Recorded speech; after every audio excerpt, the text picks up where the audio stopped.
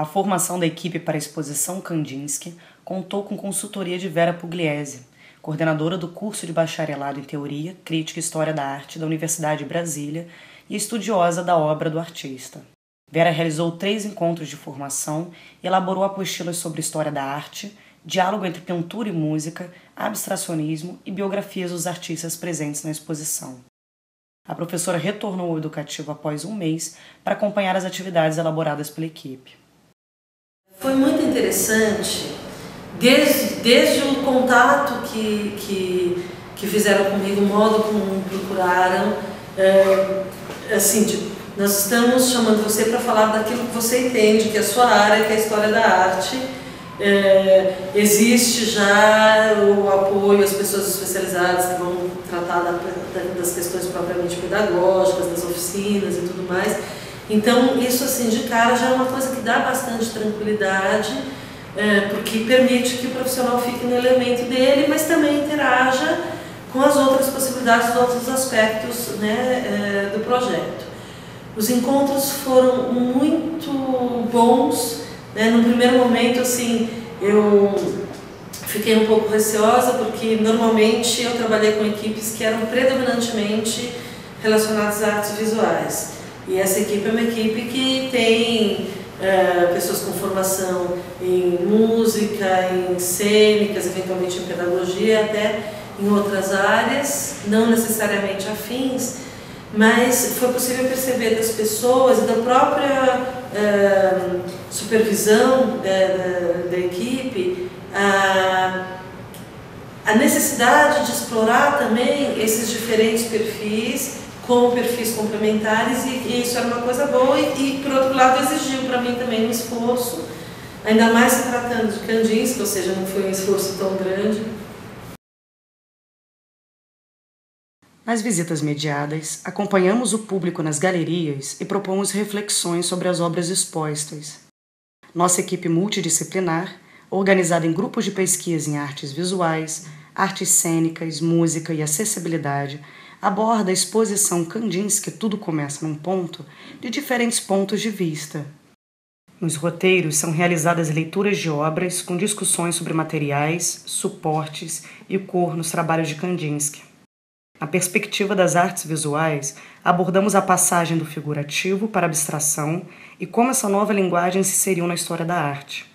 Improviso, título dado a muitas de suas obras, é também um conceito nas artes cênicas.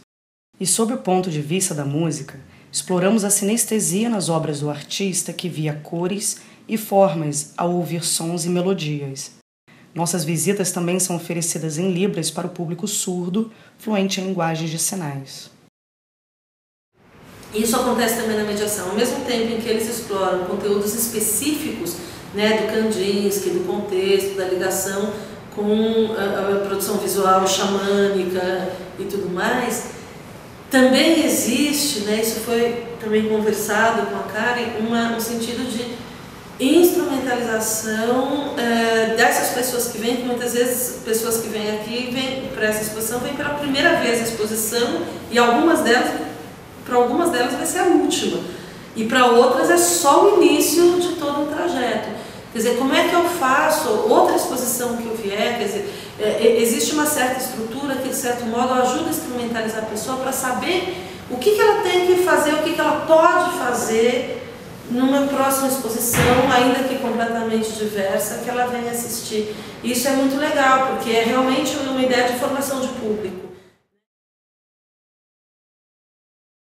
Na atividade Cantos e Contos, oferecemos um outro olhar sobre o acervo da exposição em cartaz, tendo como cenário Faz de Conta. Apresentamos os temas e conceitos presentes nas obras a partir da narração de contos populares, com adereços, bonecos, música e muita brincadeira.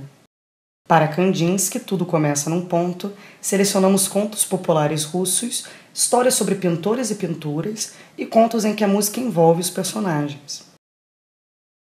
No conto Jabuti e o Homem, um senhor se encanta pela música de um jabuti e resolve levá-lo para sua casa.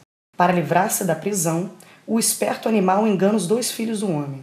O músico só pensava em voltar para a mata e tocar sua flauta o dia todo. O homem olhou no buraco e viu o jabuti. nesse buraco. Eu tenho um presentinho pra você. Vocês gostam de presente? O Jabuti também. Ouviu alguém falando que ia ter um presente na hora, o Jabuti saiu, parou de tocar foto, colocou a cabecinha pra fora e o Jabuti falou: presente? Eu também quero um presente.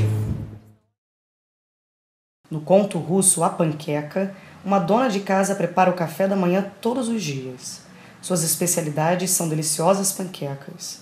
Um dia, porém, a massa cresce tanto que a panqueca salta da panela e começa uma aventura, correndo de todos e de tudo. Onde será que essa panqueca vai parar? Já era um galo, pessoal. O galo, gente, galo com panqueca?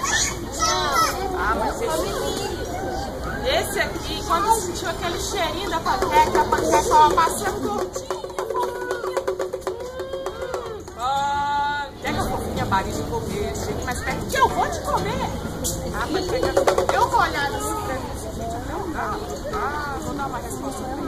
Já, fugindo é família, fugindo, o cão fugindo, tá perto de você. Ah, dos galos, preciso correr! Isso aí,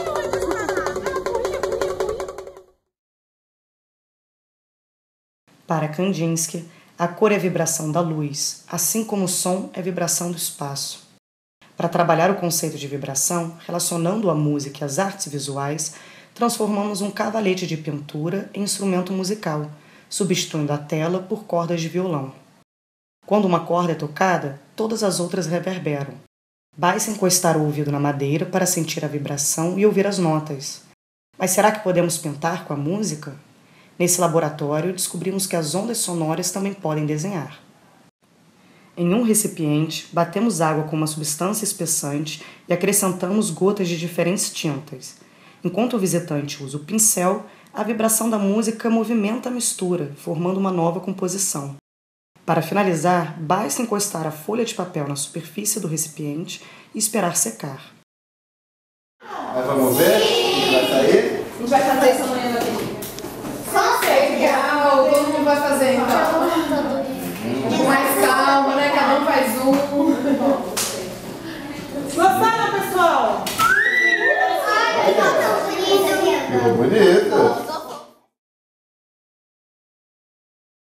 Nesse laboratório aberto, convidamos os visitantes a experimentar o processo da criação abstrata. Partimos da obra figurativa Casas na Montanha, de Kandinsky, propondo sua reprodução tridimensional com cordas e tecidos coloridos. A cor é a motivação para evidenciarmos a passagem da figuração para a abstração. Os tecidos se desdobram em diferentes planos e perdem sua forma original. As figuras, então, dissolvem-se e transformam-se em manchas de cor sobrepostas em linhas e formas, tal como ocorre na obra de Kandinsky. Como será entrar em um quadro? E estando lá dentro, que som ouvimos? Na atividade musicando, uma reprodução da pintura amarelo, vermelho e azul toma conta da sala e torna-se o grande cenário e partitura para uma improvisação coletiva. Este musicando reúne elementos sonoros e visuais para uma vivência em que você é o artista, interpretando o som das formas e das cores através do seu corpo e de instrumentos musicais. Imagina só se a gente pudesse, então, escolher um instrumento para alguma dessas imagens. Imagina, as cores são como notas musicais. Sabe o que eu disse que falava isso? Eu acho que isso daqui era... O que mais? Eu acho que tem... E esse aqui, vocês acham que seria como?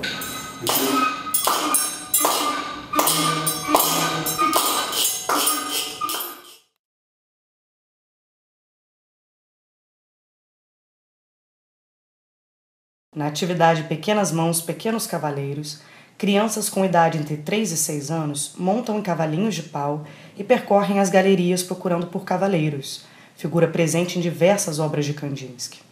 Para o artista, o cavaleiro representa não só a figura de São Jorge, santo popular e muito apreciado na Rússia, mas também a luta contra o conservadorismo da arte acadêmica. O cavaleiro é corajoso, desbravador e assim conquista a liberdade. É nesse espírito que os participantes do Pequenas Mãos exploram o universo de Kandinsky. Na exposição, próximo às obras que representam São Jorge, os educadores contam a lenda desse santo com bonecos e adereços. No laboratório, é hora de soltar a imaginação. as crianças criam suas próprias histórias e produzem bonecos dos seus personagens, que são levados para casa para continuar a brincadeira.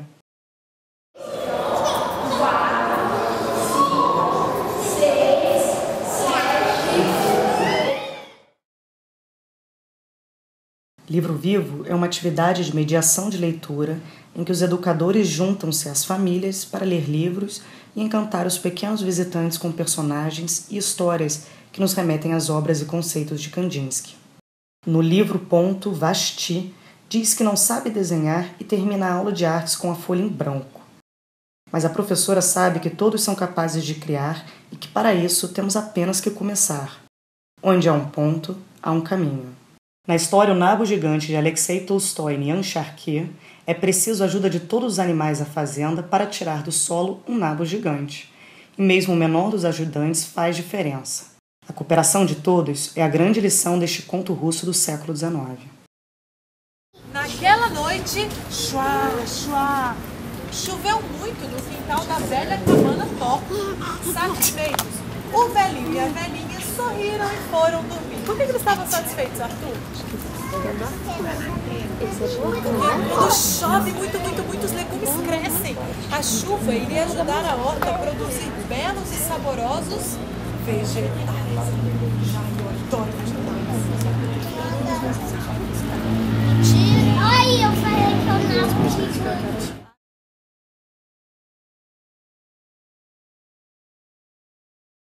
Para Kandinsky, tudo começa num ponto. Publicamos um livro infanto-juvenil com a autoria de Daniela Schindler, coordenadora geral do projeto, e narrado pelo próprio artista que traz conteúdo para o público que visita a exposição. A transição da arte acadêmica figurativa para a abstração, o encontro de Kandinsky com a arte não ocidental, que na época era chamada de primitiva, e o contexto histórico da Revolução Russa e da Segunda Guerra Mundial são abordados em uma aproximação simples e prazerosa. As ilustrações de Lula Palomares contextualizam o leitor e são baseadas em obras do artista. O nazismo, por exemplo, é retratado com base na tela Desenvolvimento em Marrom, última obra que produziu na Alemanha em 1933. São Jorge é representado em ilustrações figurativas e também na obra de Kandinsky. A proposta é traçar uma linha do tempo biográfica mais próxima da realidade das crianças e também para leitores de todas as idades. Nasci na Rússia quando ainda era um império e morei em mais 2 países.